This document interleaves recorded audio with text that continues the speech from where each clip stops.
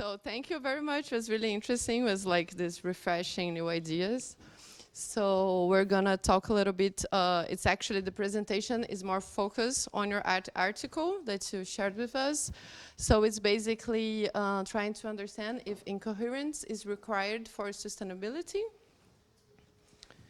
And what we're gonna do is a little bit of a summary of the article, and then we're gonna have some discussions and some ideas, some critiques to fill the discussion, and then some questions. So basically in the article, what you're saying is that systems are disassembly of archetypes, and how, if we understand these archetypes and their relations, we can actually change the trajectory. So the basic idea is that we can change their logics. So it would be the most effective way to change the trajectory that right now is going for the great acceleration, which is basically the climate crisis, and how this could be an actionable lever for decision makers.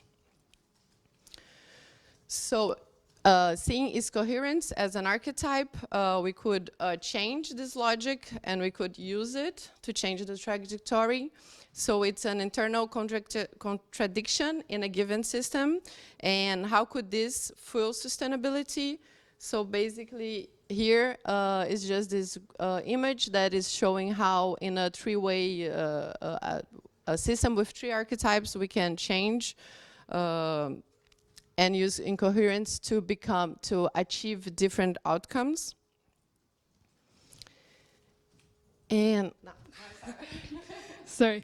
Yeah, and to quickly guide you through the main outcomes of incoherent loops and systems, they basically allow for the system to return back to a sort of stable state. And to keep in mind here is that the stable state is not something that is like fixed and determined forever, but it's rather something dynamic, and stability is really oscillating around this dynamic value. So this is what incoherent loops can achieve in systems. And there's an evident trade-off between efficiency and resilience, which also becomes apparent here in those examples. Above we have an unsustainable dynamic that leads to this amplification loop, and down here we have that inhibitory dynamic also in the system, which leads us to a state where we have some disturbances, but then after the system really moves back towards the stable state. And continuing, in the article you also mentioned low-tech as a possible solution. So I'm going to talk about this a little bit. So considering the rise of low-tech, so this could be like this answer. Instead of favoring the most efficient answer, we could try looking at suboptimal solutions.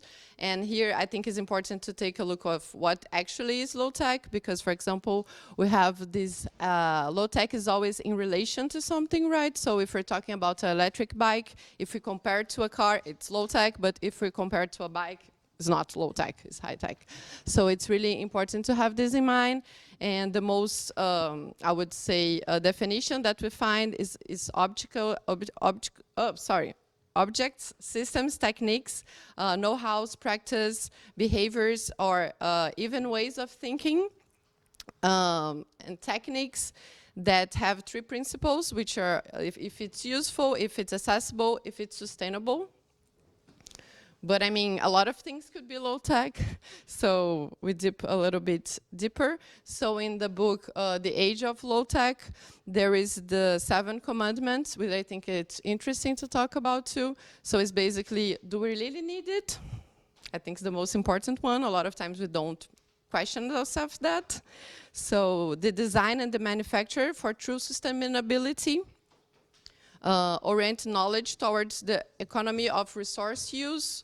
So do we really need all these resources? I mean, how we could do it in another way that we need less resources. Also search the balance between performance and conviviality. Normally we want bright, beautiful, bright, shiny things, but do you really need them to be more beautiful and bright and shiny in the current scenario that we're living?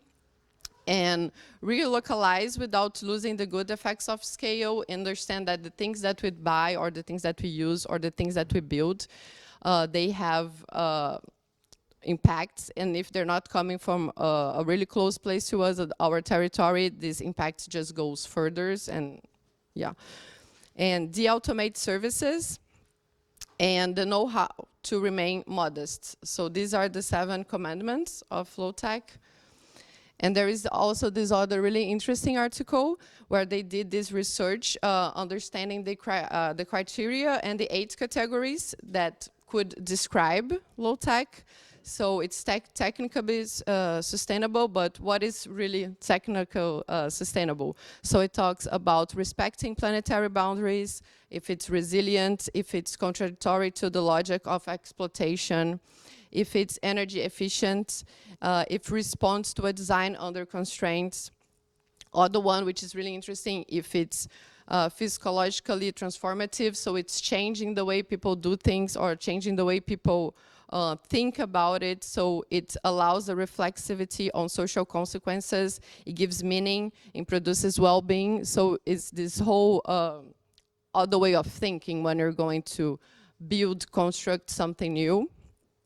So it's also talking about if it's critical, if it's alternative to economic models, if it's breaking the current model of consumption, if it's challenging cultural models, if it's situated, as I was talking, if it's locally repairable, if it's locally produced, locally adaptable, decentralized, if it's situated, yeah, I talked that.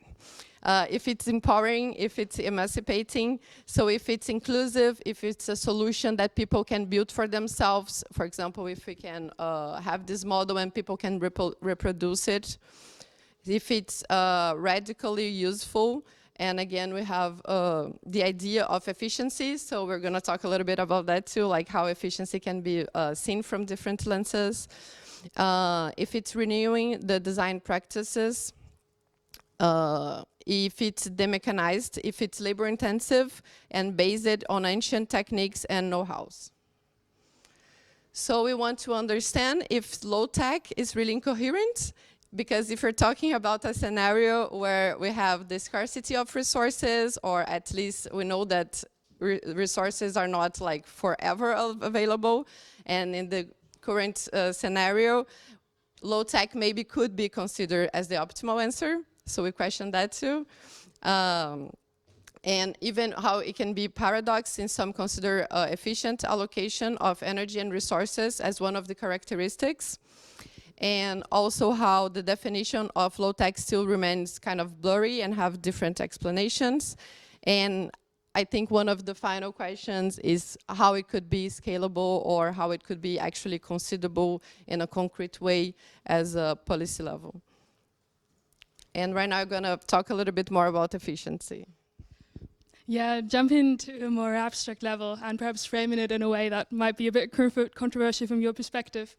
We were wondering whether there's a case to be made for efficiency and whether those two big concepts are really that opposing to each other in the end. And that, of course, first raises the question, what even is efficiency? Well, there's, of course, many different people who have said many different things about what that is or it could be. One common core that appears to emerge from the literature is that efficiency cares about some sort of maximization or minimization problem where you try to alter the relationship between output and input that you need for a certain production process or whatever. But of course, the outcome of this problem really depends on what we consider to be a relevant input in the first place. So if we, for instance, say we also want to minimize the environmental degradation that we cause with a certain production process, the efficient outcome at the end will be a very different one from like probably mainstream or standard understandings of what efficiency is or could be. And there's also two ways to approach this problem. One could either say, okay, we want to maximize outputs under given inputs, and that would exactly lead to what you also describe in the article and in your presentation, like all those rebound effects, the Jevons paradox, where in the end you might have a nice little energy efficiency improvement, but you end up using more resources as a whole. But then again, it could also work the other way around. You could also try to minimize inputs under given outputs, or perhaps even in a degrowth sort of regime, which is, for instance, arguably what underlies logics such as circular economy approaches or something. I don't know, maybe you wouldn't frame that as efficiency then, but that's maybe something we can discuss later on. So I guess what we understand under efficiency and whether efficiency is sustainable or not really depends on from which angle we approach the concept of efficiency. And yeah, that, for instance, also shows that if we think more closely about the rebound effect, or rather perhaps rebound association, as some researchers say, because in the end, maybe the causal chain between the two, between energy efficiency improvements, for instance, and more resource consumption in the end, is perhaps rather an indirect one if both directions are driven by a common trend, like capitalism, for instance, where both cutting costs and selling more are nice ways to increase profits. And if that really is the case, then perhaps it's more of an association than a direct indicator that efficiency is unsustainable. And yeah, I guess in a world of absolute scarcity, which is very much how you also see the world, it might be sensible to think about efficiency as some sort of design concept that really makes sense if you want to use those resources in a good and sensible way to, produce meaningful things and a reasonable number. So maybe efficiency is not unsustainable or sustainable by default, but rather by circumstance. And the same perhaps holds true if we move towards incoherence. So this is bit weird looking graphic from some researchers who have tried to apply the systems design logic that you also use to try and track down how SDGs are implemented at the local scale. This is the successful systems design pattern, which is an amplification loop that you would rather describe as an efficient and accelerating loop. But I guess the point that we would like to make here is that maybe sometimes acceleration can also be sustainable in a sense if the status quo that we have and from which we start is unsustainable in the first place. For instance, if we have a fossil energy system that really is unsustainable in many, many ways, perhaps an acceleration loop that leads to renewable energy deployment at a large scale is what would be the sustainable solution in that way. And yeah, there's also all this literature that tries to engage with what could be good principles to design policies, especially in face of the socio-ecological transition that we will hopefully manage somehow. And coherence is really discussed as one of the critical challenges there, because I guess one of the main arguments that you can make against the current state of climate policy, for instance, would be that it is incoherent, that we, I don't know, keep subsidizing fossil fuels, but at the same time saying we want to get rid of them. And yeah, all those, coherence is a word that is used in that literature as something that is desirable. So we were, I guess, just wondering what your take on that would be. So there's some research that really forwards it as one of the core design principles of a good policy mix, that you have a coherent policy mix that, has a different set of instruments that all try to achieve the same goal and are also consistent in terms of the time frame they use for that. And that perhaps raises the question under which specific circumstances or in which sense incoherence can be a relevant policy lever, and we would be very happy to hear your further thoughts on how that can maybe look like. And then to make one last, even more abstract point, we were wondering whether your definition of incoherent systems as systems that have internal contradictions in a given system couldn't be applied to capitalism as a whole. There's been a lot of research on the different internal contradictions of capitalism, for one from an economic sense, Marx being the classical candidate to cite here, but of course also in relations to all the other different subsystems of society that we have. So for instance, the tensions between capitalism and democracy, the tensions between capitalism and the way it treats social reproduction, care work and all that, and its relation to the natural environment, all have been described by various researchers as internal contradictions of capitalism. Still, capitalism is the system of performance, the system of acceleration and all that. We were just wondering how to square that, and maybe how clear-cut the distinction between incoherence and efficiency really is if you take examples like this. And with that, I hand over to you again for some final reflections. Yeah, some really final remarks. So maybe we can be talking about how incoherence could work in complex systems, because we're talking about how biological network principles could be applied to them. So maybe we could be oversimplifying these complex systems. Or, for example, when you give an example about how governments are incoherent, and you talk about parliament and the need for other actors, even inside the government. I mean, we can be talking about Montesquieu and the separation of powers, so this would be really incoherent. So there is also this remark about if we can use something from biology or other disciplines to include in socio-economic ecological systems. They're really complex. And just to finish, some potential drawbacks. So we can have some negative consequences or limitations regarding difficulty of implementation. I think you already talked a little bit about that. How we could actually convince people to use this in already existing structures and processes in policymaking, and how this could lead to potential resistance to implement such contradictory approaches. Also, time to implement results. I mean, we talked about how we don't want performance, and you also mentioned permaculture. It makes me remind a lot of the design principles of permaculture, being slow and taking time and observing. But I mean, we are in a moment where achieving the desired outcomes is critical and time sensitive, so we have to take that in mind too.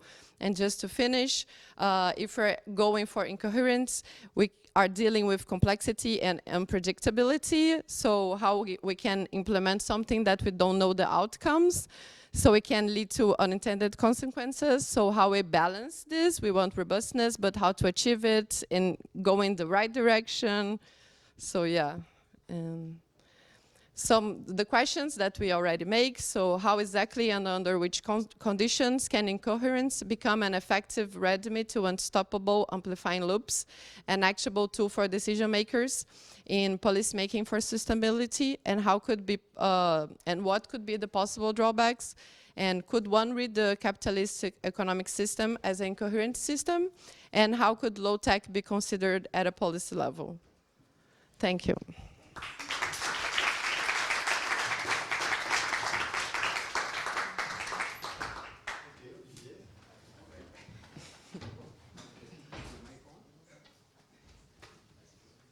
Can you hear me? Yeah.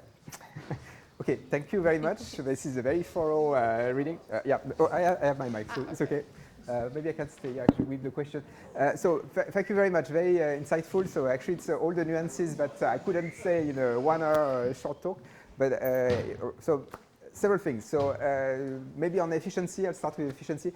You saw the curve I draw, it's a bell-shaped curve. So that means that at some point, performance and robustness go hand in hand. So you need some efficiency to be robust. I can give you an example. In the 70s, the windmills were not very efficient. And so we developed nuclear energy in France, for instance, because there was no oil and renewable energy was not efficient enough.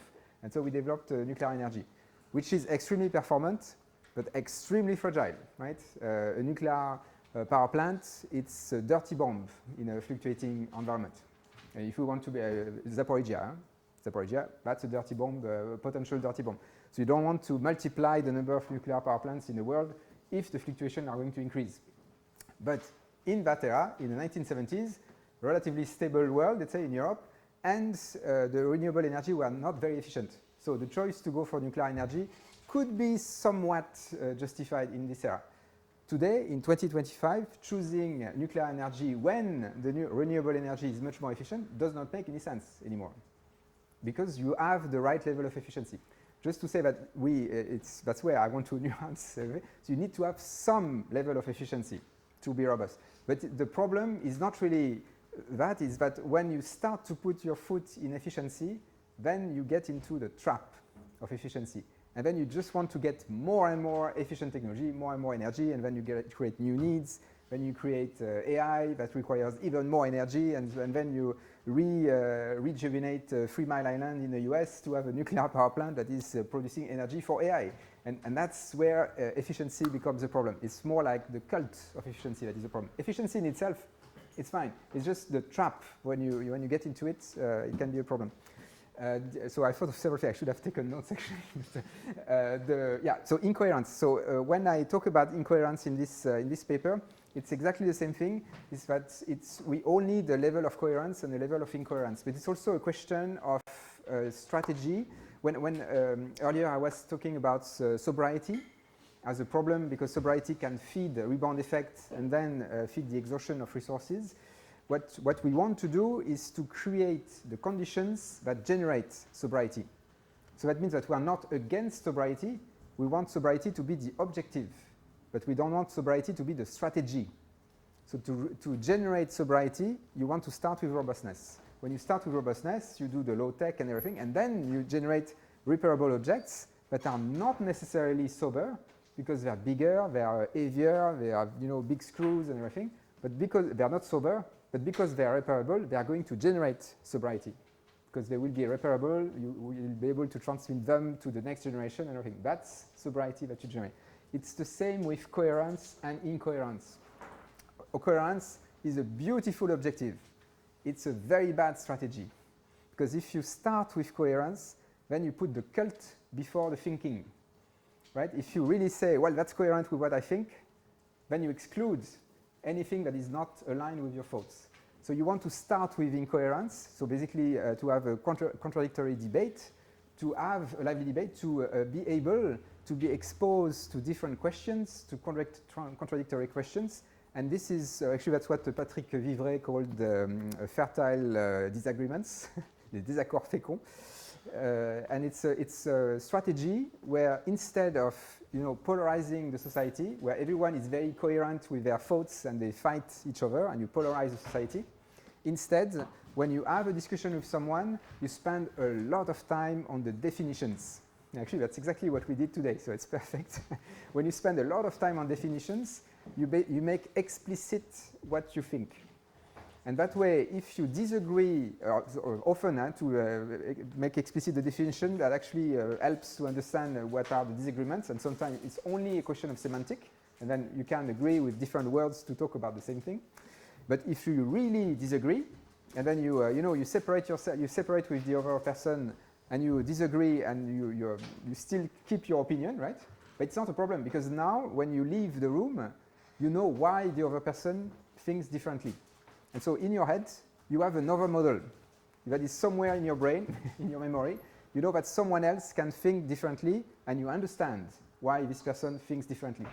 When the world is changing, you can change your opinion. And now you have an extra path that you can activate. And so that's why it's so fertile, because now you have within your mindset, your worldview, you have an heterogeneous worldview. And when the world is changing, you have many options. If you only talk to people who are coherent with your ideas, you only have one worldview. When the world is changing, you are alone. It's really like when people are leaving a cult, that's everyone is saying this, they feel lonely, right? Because all their friends are gone and what they were believing in has collapsed. So they are really faced with nothing. So that's why it's so important to this. And so again, so it's incoherence is the right strategy to generate coherence. So it's not like I'm against coherence. I have nothing against coherence. It's just it's a bad strategy. When it's actually scientific science. Science to get the goal of scientists is to generate coherent facts, coherent science in a way. So we want to reach coherence, but to reach coherence, we want to have debates, like to have contradictory discussions. When we send a paper, we have the peers that are reviewing our papers and everything. So it's really a contradiction all the time. Right? So it has to be incoherent to fuel coherence in the end. It should be the output, not the input.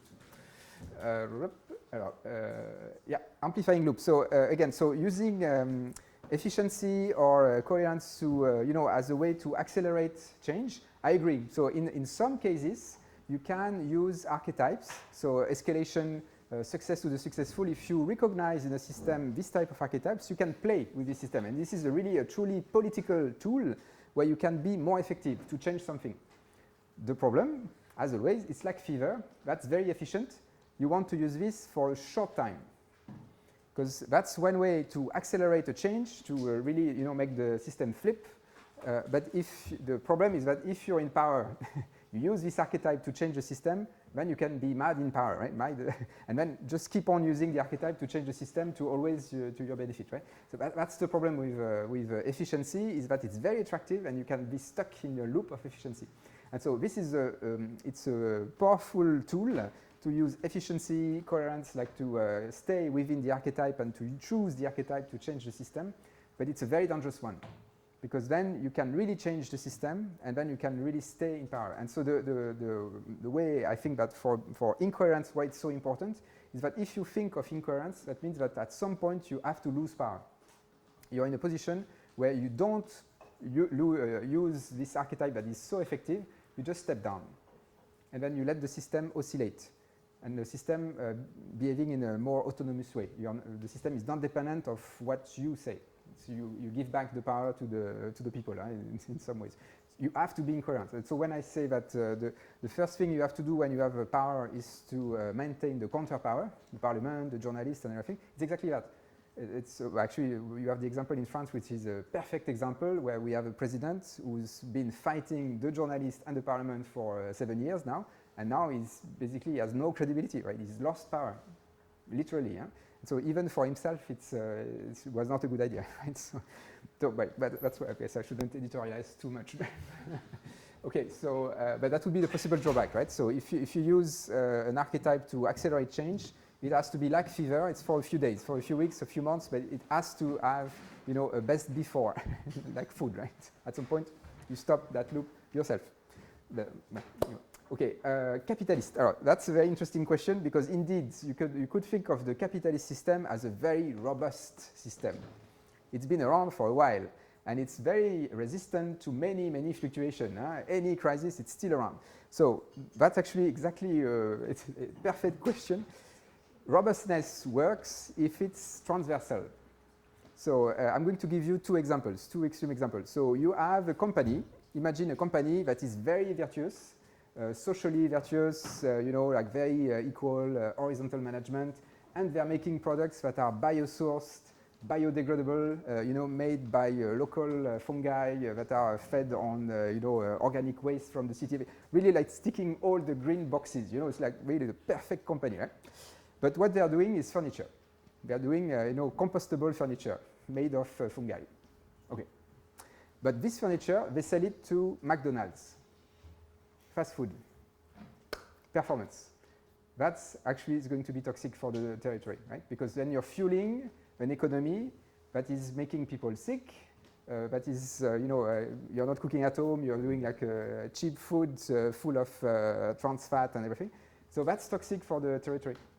And so you are a company that is very robust because you go by the book of robustness, but your customer is a performant customer. The fast food that is going to buy your furniture is in performance.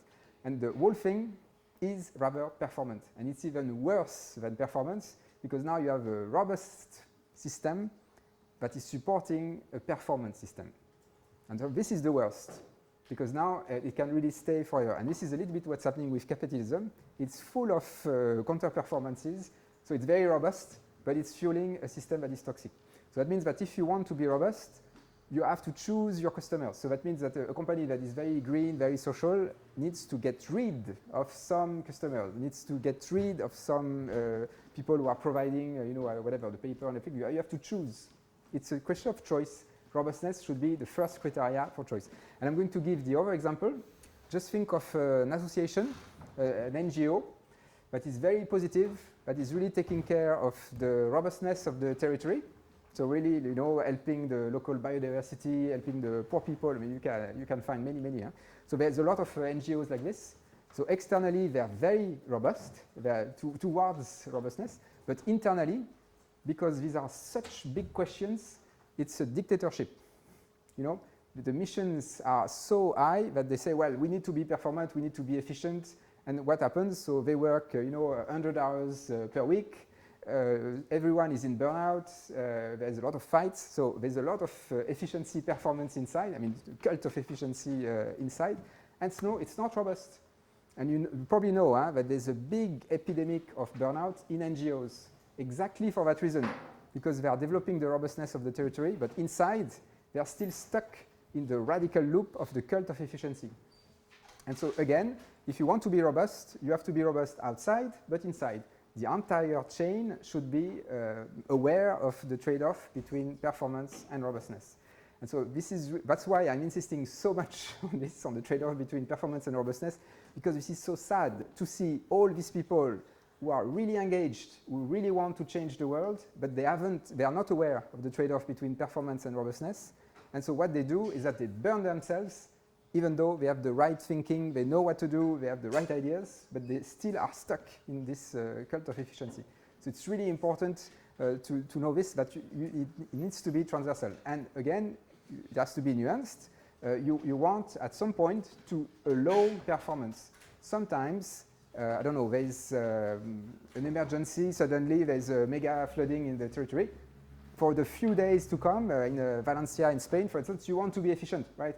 When someone is going to the emergency room in the hospital, you want to be efficient during that few hours where it's critical to be efficient. But you have to hope that the hospital is robust, that it's not performant. Because if the entire hospital is in the cult of efficiency, everyone is doing a burnout, and whoever the healthcare person who is here is doing complete nonsense to you, right? So you want to be robust transversally. Maybe I should accelerate. So the capitalist system, yeah, that would be my answer. We're exactly at that point where it's a mixed bag. There is robustness, there is performance, but we haven't sorted out the level. And so, well, this is very situated, as you said as well, so it will depend on the territory. Maybe the last point on the low tech, I wanted to say something else, but now I don't remember what it was.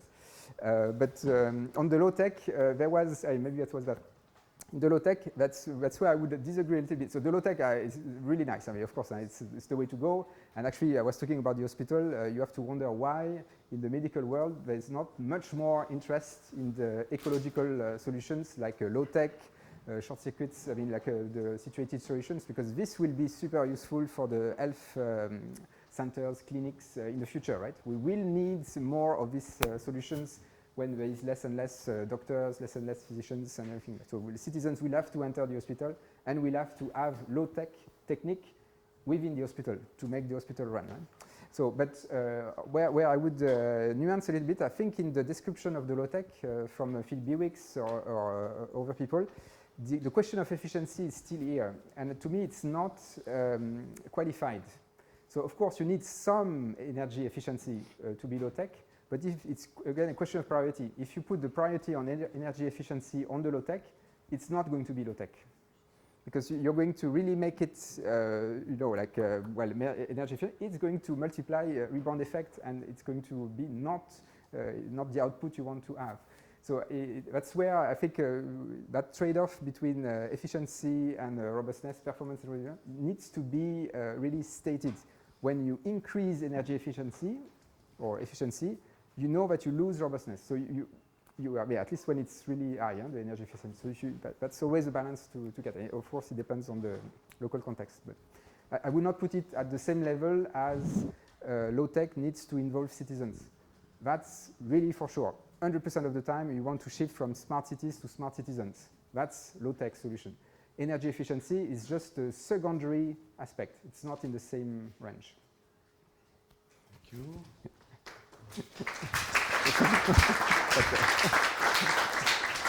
Questions? Hello, thank you very much for the talk. My name is Matilda. I'm from Germany. I had a question if we've tried to really operationalize this idea of being robust, how can we do that sort of?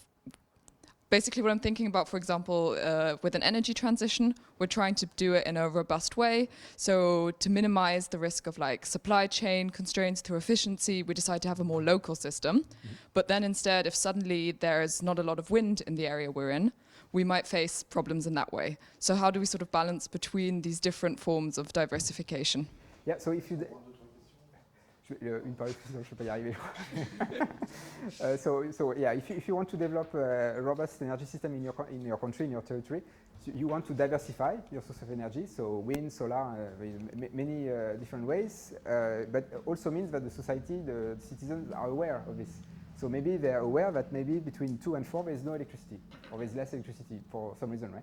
So it's also robustness in internet. It's a cultural problem again, so that you know if the world is fluctuating, you know that it's fluctuating. And so you expect the world to fluctuate. And so you don't expect to have your electricity all the time, at 100%, you adjust to this new world, and this will happen. So yeah, diversity of energy, and I was speaking something else, and now I forgot. Yeah, no, I wanted to say just the operationalization in the territory. I just want to share, because I didn't mention it, that this idea of robustness is starting to grow in the territory. And there's one territory in Europe that has taken it. It's the Francophone Belgium, so Wallonie, Brussels. So the entire administration has decided for its Vision 2030 to put robustness. And they only put that word, robustness. So it's the Department of Justice, Transport, Education, I mean all of them, all the ministry, right? And so they decided to put it. And so this is going to be super interesting to see as a territory that start to operationalize this idea. And I find it interesting that it's in Belgium, in the Francophone Belgium, because they've experienced a lot of fluctuations for energy, for industry, but also mega flooding in 2021. So they had one major fluctuation in their territory. And so now they take that. So this will be, I think, so I don't have a easy fix answer to your question, but I would say look at what's happening in Belgium and how they are going to deal with it, let's say, or invent.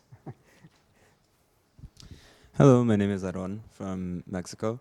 I have a question regarding your example of the company that follows a robust system, or a robust model, but then gets involved in a non-robust model. And I'm curious how you would envision then kind of the dissemination of robustness. If it's the way that you describe it, you suggest not getting involved or not getting crossed or adopted into then kind of the image of robustness. Very often, I mean, with like greening or apparent greening of like, oh, look at our furniture at McDonald's, for example, and to give the image of robustness without actually having any substantial robustness. How would you then envision kind of the adoption of robustness, if not through a gradual or partly integration?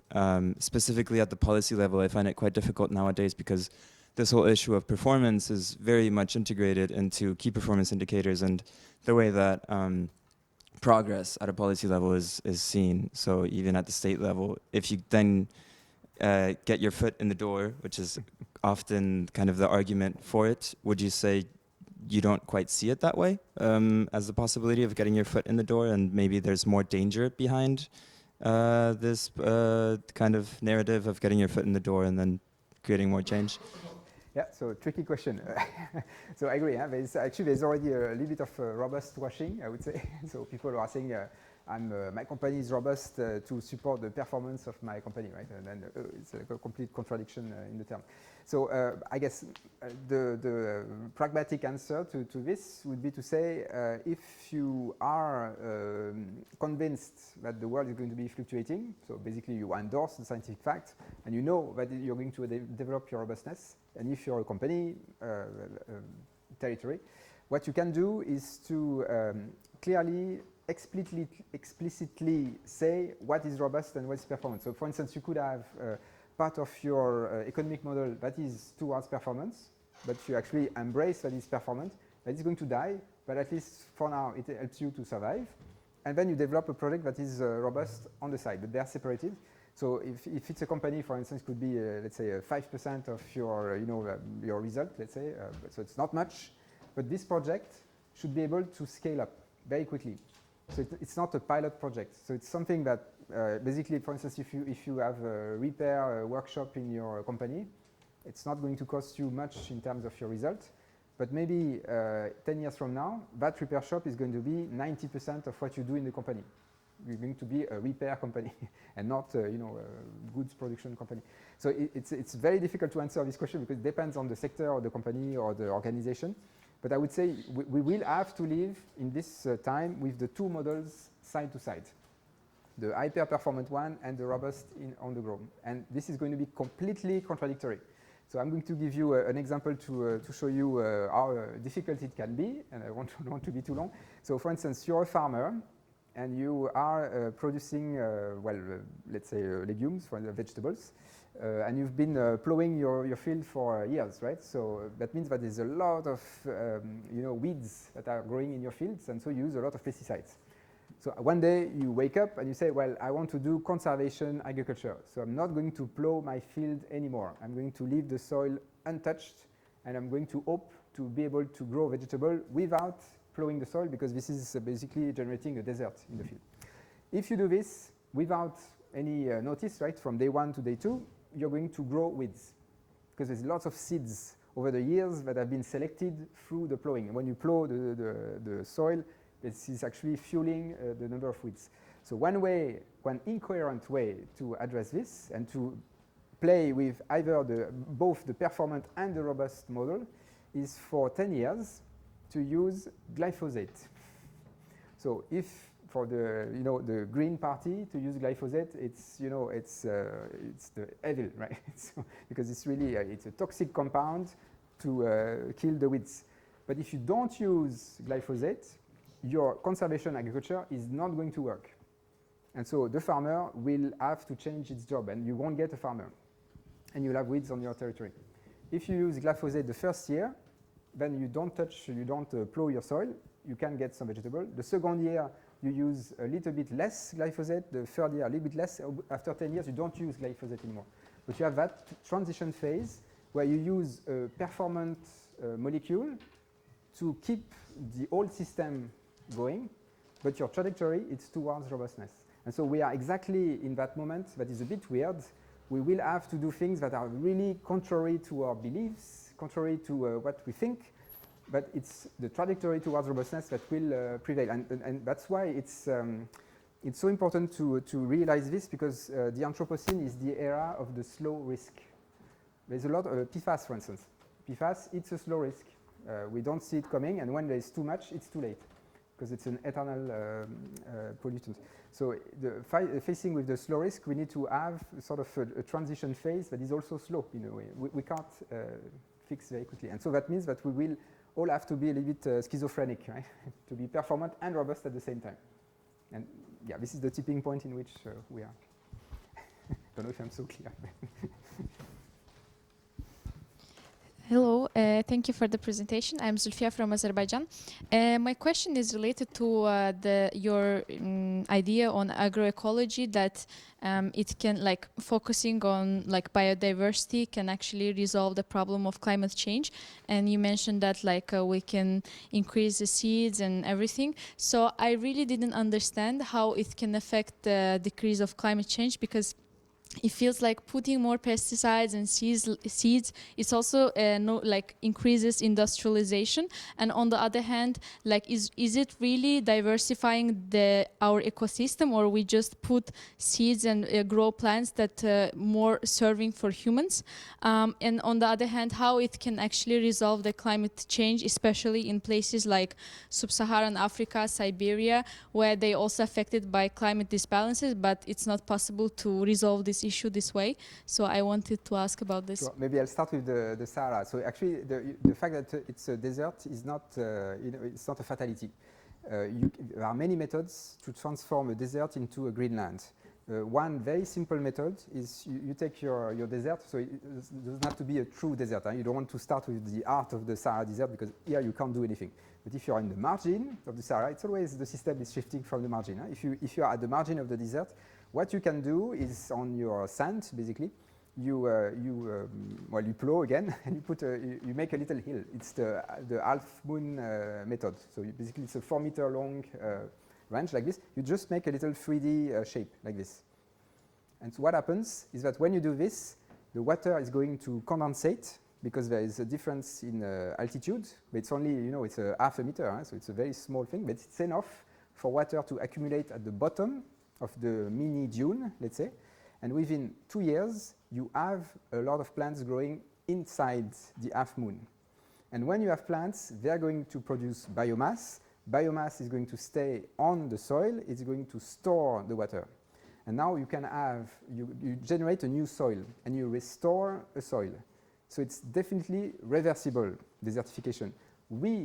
By doing intensive agriculture, we are generating deserts. We are the ones who are increasing the deserts by, plowing the soil all the time, mineralizing the soils, using pesticides and everything, killing life. This is how we do a desert. This is us. The desert is not coming from God. It's from us. We are making the deserts. So we can reverse this by knowing how to do it. And so this is one method, there are others, but just by playing with the geometry of the land, you can turn a desert into a green land. So this is possible. And now I forgot your first point. Like how it decreases climate change because we Well, increase with the industry. biodiversity. Yeah. So how do you? So when you increase biodiversity, basically what you do is that you increase the local biomass in the field. And what we should consider is that the best, I mean, one of the best way to affect the climate change, of course, is to reduce the greenhouse gas in the atmosphere. This is, in the end, that's what we want to get. But this should be the output. This shouldn't be the input. And so when you grow a lot of biomass, and that biomass, you leave it in the ecosystem instead of exporting it through agriculture, food, and etc., that biomass is staying in the soil. The soils have lost a lot of biomass in the past decades. So we can put back a lot more carbon into the soil. But to put more carbon into the soil, that means that the biomass that you grow, most of the biomass has to stay on the land. So you don't want to harvest everything and then, you know, put more synthetic nitrogen to grow more crops, right? So you want to add more. And so this is, again, a method that you can use in deserts, where actually you can even use biomass that you put below the soil to accelerate the restoration of a desert into a land, because now there's more biomass into the soil, but it's going to stay there. So, you know, we do a lot of carbon footprint calculation. And the carbon footprint calculation is the CO2 that we emit. What I would suggest is to do a carbon footprint based on the quantity of carbon that we have in the soil. This would be much more relevant, because if you drill in the soil, you measure the quantity of carbon that is in the soil. If there's a lot of carbon in the soil, that means that there's a lot of biomass on top, so there's a lot of biodiversity. There's less pollution because there's a lot of life, and there's a lot of carbon that is stored into the soil. So you take resource scarcity, biodiversity, global pollution, and the climate crisis. That would be one way. We have still 4 minutes for 2 questions. Okay, I'll do short. I'll try. Hello, thanks for the presentation. I'm Aurélien from France. And I saw an interview of you on YouTube where you were talking about using more biological technologies in order to face some resource constraints. And so my question is an approach, like if we need to substitute some good or some technologies using biological technologies, is it possible to do so in a low-tech framework? Yeah, so actually, so basically it's the bio-based economy, right? So where we replace the oil and the metals by green carbon technology, basically. So this is completely possible, and so basically right now we don't produce so much biomass. As I said, intensive agriculture is not producing so much biomass. Agroforestry, for instance, is producing much more biomass per square meter. So it's not a question of production. We can produce a lot more carbon per square meter, a lot more biomass. So in terms of quantity of biomass, that's not a problem. So that's one thing. And the other thing is it low-tech or high-tech? So I would say it is low-tech because you grow your own thing. So for instance, if I take a lithium battery, which is high-tech, a lithium battery, you have to import lithium from a distant country, cobalt from Congo, with slave kids and everything. So this is really super efficient, but really not robust in many ways, socially, ecologically. So the low-tech version of this is a lignin battery, so made of wood. The wood, you can grow it in your own country. You can extract the lignin, and this is not very difficult. You can make film of lignins, and those film of lignins are storing electricity. And now you have a biodegradable energy battery that you can grow in your own country and that you can compost in your own country. So of course, it's less performance, it's bigger, it's not going to last as long as a lithium battery, but it's low-tech in terms that the citizens can grow their own battery. Right? So that's one example. I'm sure you can find low-techs that are not compatible, but it's not incompatible, at least.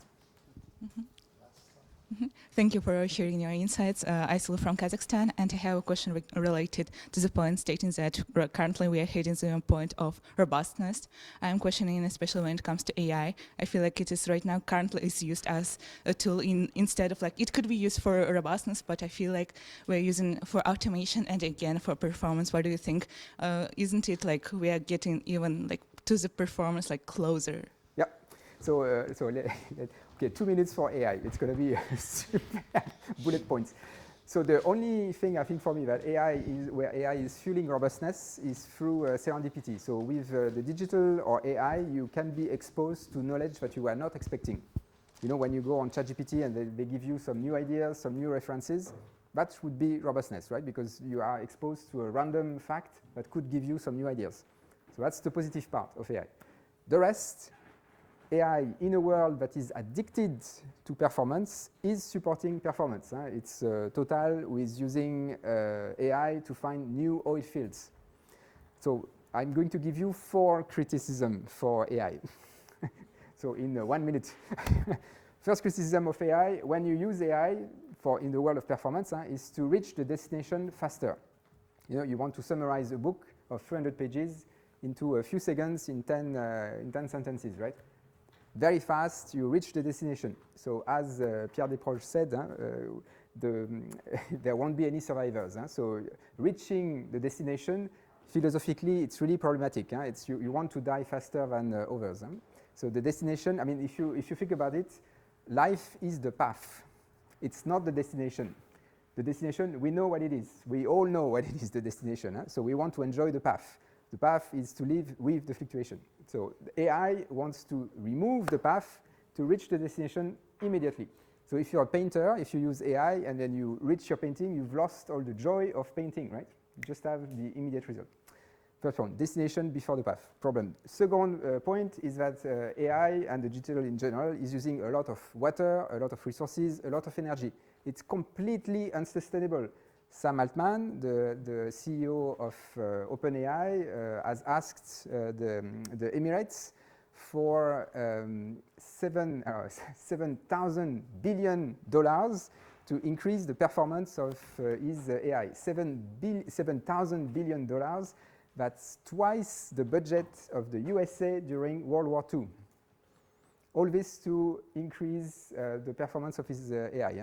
And the budget of the military of the US during World War II, it was all the companies of the US were building, jeeps, tanks, and all this. And this was only 1/3 of the army.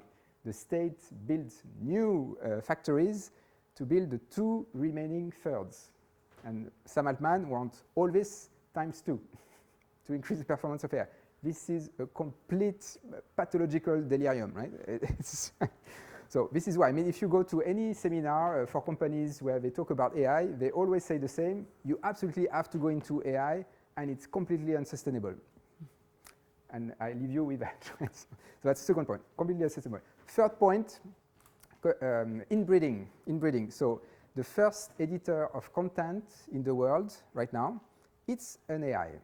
All these chatbots everywhere that are producing data, texts, images, it's AI.